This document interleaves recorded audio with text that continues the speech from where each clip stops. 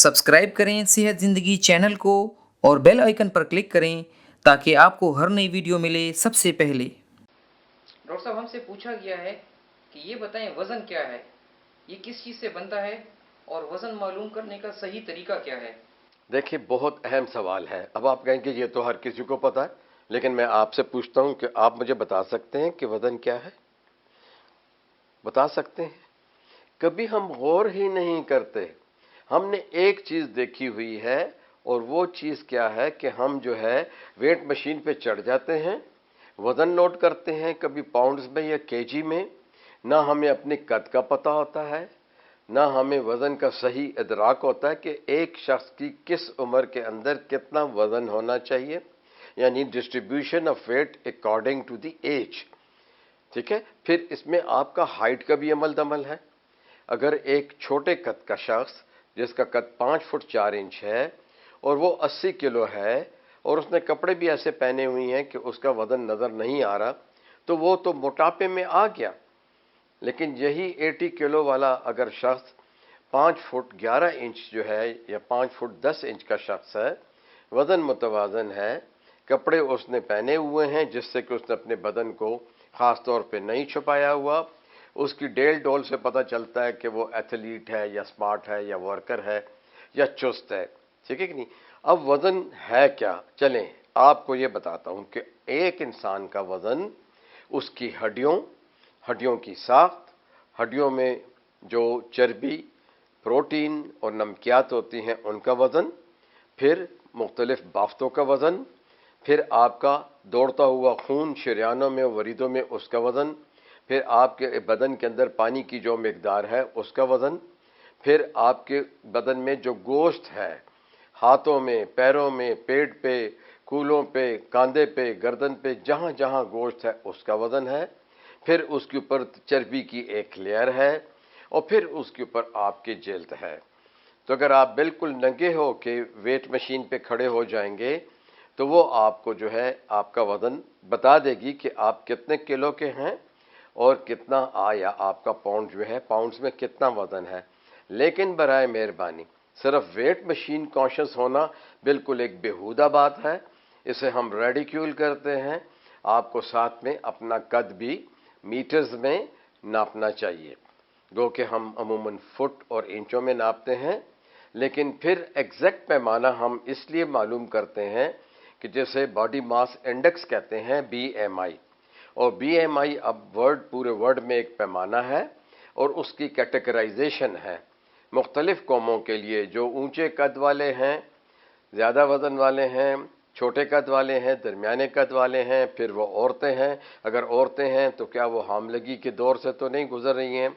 बच्चे हैं तो वो कितने हैं? तो इस BMI को, बॉडी मास इंडेक्स को, हमने कैटेगराइज कर दिया हुआ है कि ये सब नॉर्मल है, फिर नॉर्मल है, फिर अबव नॉर्मल है, फिर मोटापा है, और फिर ओबेसिटी की ग्रेड्स हैं कि वो कौन सा मोटापा है जो कि आपको मुख्तलिफ ख़तरनाक बीमारियां जो है उसमें ले जाता है।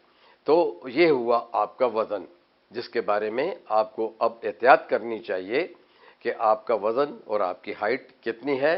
वज़न जो है वो आपने किलोग्राम्स में लेना है, और वो जो आपकी हाइट है वो आपने मीटर्स में लेनी है।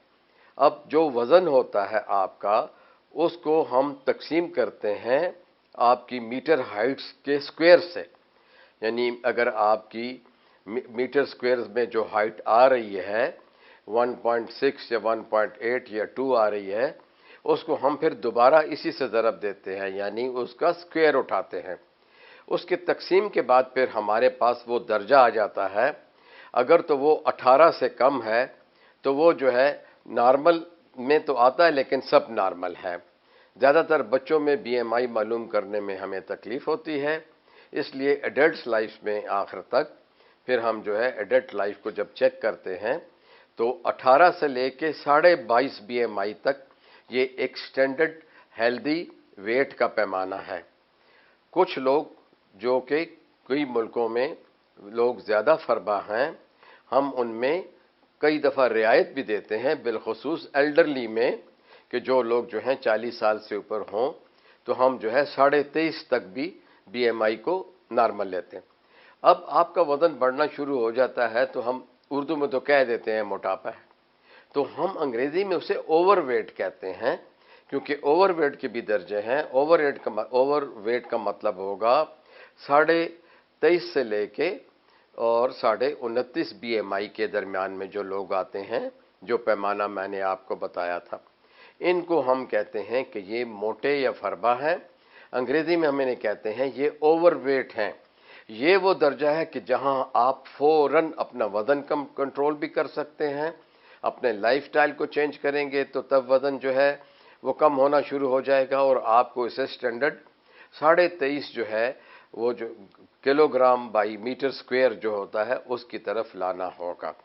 تو اب جو 30 سے اوپر ہوتے ہیں ان کو ہم اوبیسٹی کہتے ہیں، یعنی یہ ٹرو موٹاپا ہے، یہ صحیح موٹاپا ہے جس کا کہ بی ایم آئی 30 ہوگا اور 30 سے جو ہے یہ 40 تک ہوگا۔ اب لیکن اس کے پھر 2 درجے ہیں۔ جو 30 بی ایم آئی سے لے کے 35 بی ایم آئی تک ہوں گے ان لوگوں کو ہم اوبیسٹی گریڈ 2 کہیں گے، اور جو 35 سے لے کے 40 تک ہیں وہ گریڈ 4 میں آئیں گے، کیونکہ یہ وہ خطرناک ہنسا ہے کہ 36 سے لے کے 40 تک آپ کو جوڑوں میں درد، پٹھوں میں درد، پیٹ میں ہرنیا، ہاتھوں کا اوپر چڑھ جانا ایک دوسرے کے اوپر، ہاتھ پیروں کی تکلیف، جوڑوں کی تکلیف، عورتوں میں چھاتی کا کینسر، مردوں میں پروسٹیٹ کا کینسر، آنتوں کا کینسر، بڑی آنت اور مکد کا کینسر، یہ شروع ہو جاتا ہے۔ اور ایک اور لفظ ہم استعمال کرتے ہیں ماربڈ اوبیسٹی، یعنی یہ آدمی وزن کے لحاظ سے ایک لحاظ سے فوت شدہ ہے، یعنی ختم ہے اس کی لائف، اور وہ ہے بی ایم آئی مور دین 40 کے جی بائی میٹر سکوئر۔ تو 40 سے اوپر کے جو لوگ ہیں ان کے لیے پھر سرجری بھی ہوتی ہے، ڈائٹ پلانز بنتے ہیں، فزیشین آتا ہے، ری ہیب والا شخص آتا ہے۔ تو دیکھیں یہ ایک کمپلیکسٹی ہے، لیکن خدارہ فیشن کا شکار نہ ہوں، ویسٹ کی طرف نہ دیکھیں، اور بہتر ہوگا کہ مشرقیت کی طرف راغب ہو جائیں۔ آپ کو ہم بتائیں گے کہ آپ پھر کس طرح وزن برابر رکھیں گے۔